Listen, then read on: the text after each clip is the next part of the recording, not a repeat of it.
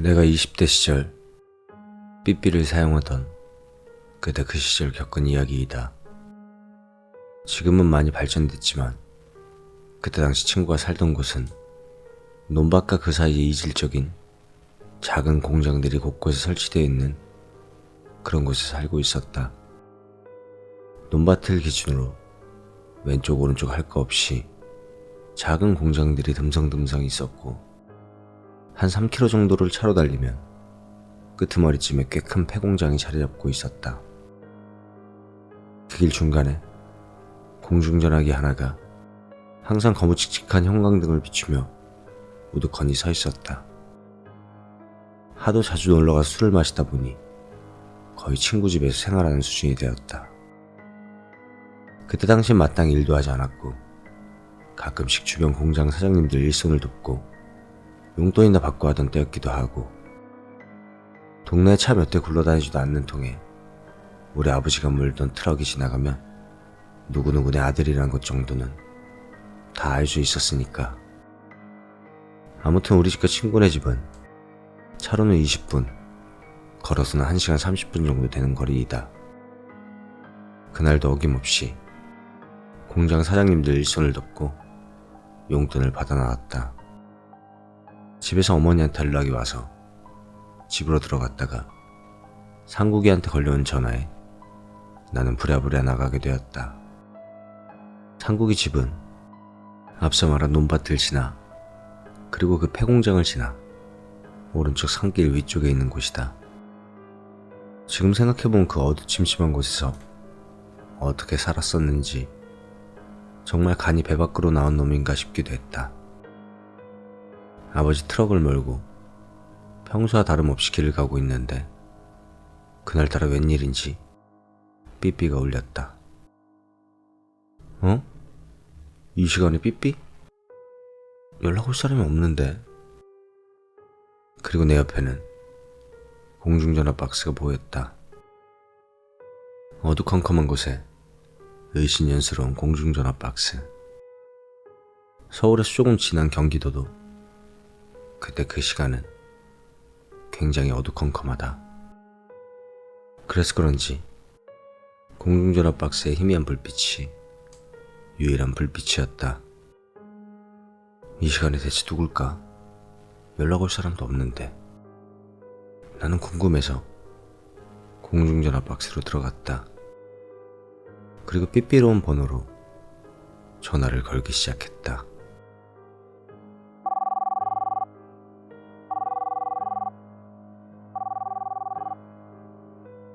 신호가 가고 몇 초 정도 지났을까? 수화기 드는 소리가 났다.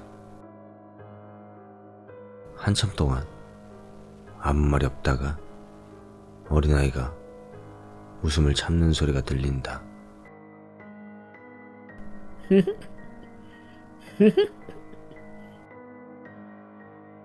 나는 조카도 없었고 친척 동생들도 내 삐삐 번호를 알고 있을 리 없었다. 이놈, 장난치면 못 써요. 혼나? 하고 대수롭지 않게 전화를 끊었다. 그리고 공중전화를 빠져나가려는 순간 그 공중전화로 전화가 오고 있었다.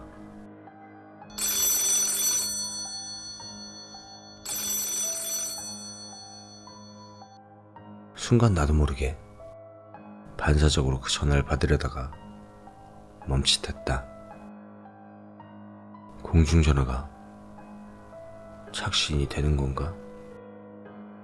순식간에 식은땀이 나기 시작했다. 그리고 어디선가 크크거리는 웃음소리가 들리기 시작한다. 오랫동안 이 길거리를 겁없이 다녀왔지만 갑자기 드는 우환과 식은땀에 고개조차 돌려지지 않았다. 천천히 시선을 돌려보니 공중전화 박스에서 30m 떨어진 곳에 웬 꼬마아이가 있었다. 생김새는 분명히 여자아이였는데 웃음소리는 중성적인, 아니 남자아이에 더 가까웠다. 나는 그대로 얼어붙었다. 본능적으로, 직감적으로 알 수 있다. 만약에 저기 서 있는 것이 사람이라면 저건 사람이 아닌 것이 틀림없다는 걸 멀리서도 충분히 알 수 있었다. 자동차 헤드라이트 끄트머리쯤 비추는 그 아이의 얼굴은 눈이 뻥 뚫려 있었다. 그것만으로도 내 공포심은 극에 달해 있었다. 무엇보다 그 작은 아이가 제자리에서 통통통 뛰고 있는데 그 속도가 1초에 30번 정도 바닥 지면에 닿는 느낌이었다.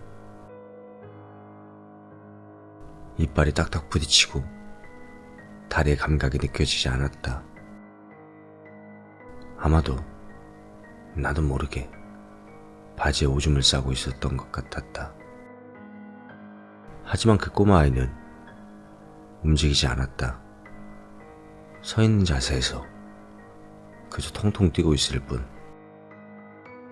그게 너무나도 빠르다 보니 내 눈이 이상한 건가 싶기도 했다. 왠지 한 발을 떼어내면 저 꼬마아이가 나에게 순간이동하거나 날아와서 날 죽일 것만 같았다. 내 몸은 공중전화 박스로 향해 있었고 고개만 뒤로 꺾은 채였다. 몸에서 쥐가 나는 것 같았다. 하지만 그 꼬마아이는 움직일 생각 없이 뻥 뚫린 눈과 크크거리는 입, 그리고 통통 뛰어대는 모습뿐이었다. 머릿속엔 이제 죽는다는 생각뿐. 몸은 움직이지 않았다. 그때였다. 그 꼬마가 통통 뛰는 모습으로 나에게 뛰어오기 시작했다. 나는 다리가 꼬여 헛발을 내딛고 그 자세 그대로 무릎을 땅에 박았다. 그렇게 정신을 차리고 그대로 일어나 차에 몸을 던졌다. 차문을 닫고 바로 앞을 보자 그 꼬마아이가 통통 뛰는 모습을 한 채 웃으며 날 보고 서 있었다. 차 유리창에 비친 그 아이의 얼굴은 정말 이 세상 사람의 것이 아니었다. 나는 기겁을 하고 차에 시동을 걸었다. 너무 긴장을 한 나머지 몇 번이나 시동을 꺼트려 먹을 뻔했지만 결국에 시동을 걸고 곧바로 출발했다. 출발하면서도 온몸에 소름이 돋고 나는 마구 소리를 질러대기 시작했다. 그리고 나서 정신을 차리고 앞을 보니 그 꼬마아이는 어디에도 보이질 않았다. 혹시라도 내 차에 그 꼬마아이가 붙어있는 거 아닌가 싶던 순간 차 왼쪽 사이드미러에 그 꼬마아이가 같은 얼굴로 통통 뛰며 내 차를 따라오고 있었다. 소리를 지를 수도 없었다. 너무나도 무서웠다. 친구 집에 다 도착했을 무렵엔 온몸이 땀으로 흠뻑 젖어 있었다. 나는 차 창문도 열지 못하고 클락션을 누르며 부들부들 떨고 있었다. 다행히도 상국이가 팬티바람으로 욕짓거리하며 문을 열고 뛰쳐나왔다. 나를 보는 순간 보통 일은 아니란 걸 직감했는지 차 쪽으로 뛰어와 무슨 일이냐며 소리쳤다. 그제서야 나는 차문을 열고 상국이 손을 꼭 잡은 채 집으로 뛰어들어갔다. 엄마, 무슨 일인데 지랄이야 이 밤에? 상국이가 화를 내듯 나에게 언성을 높이며 말했다. 긴장이 풀리고 나서 심장이 쪼여오듯 아팠다. 온몸 떨려왔고 상국이가 마시고 있던 소주를 벌컥벌컥 들이켰다. 그리고 상국이에게 방금 전 내가 겪은 일들을 말하기 시작했다. 내 얘기가 너무나 진지했는지 쉽게 믿을 수 없는 말을 상국이는 전부 믿어줬다. 야 그래. 네가 이런 걸로 거짓말할 이유도 없고 너 내일 나랑 무당집이라도 가야 되는 거 아니냐? 아무튼 고생했다. 나랑 같이 있으니까 별일 없을 거야. 오늘은 술 적당히 먹고 빨리 자자. 이렇게 말하며 난 술에 몸을 맡기고 그대로 잠이 들었다.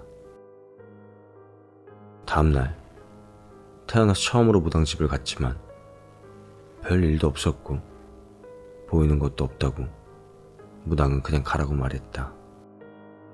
조금 시시하게 끝났지만 내가 살면서 겪은 최고의 미스테리이자 최악의 경험이었다.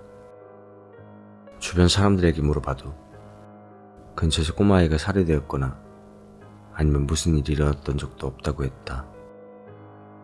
그 아이는 세련된 옷을 입고 있었고 부잣집 딸내미 같이 보였다. 대체 그 꼬마아이는 왜 그런 곳에서 나에게 무슨 말을 하려고 했던 것일까? 지금은 많이 없어진 공중전화 박스를 볼 때마다 아직도 심장이 저릿저릿해온다. 그리고 그때 왔던 삐삐 번호는 아무 흔적 없이 온데간데 없어졌다. 그리고 다음날 확인해본 내 삐삐에 온 연락은 아무 번호 없이 불가능한 문자로 찍혀 있었다.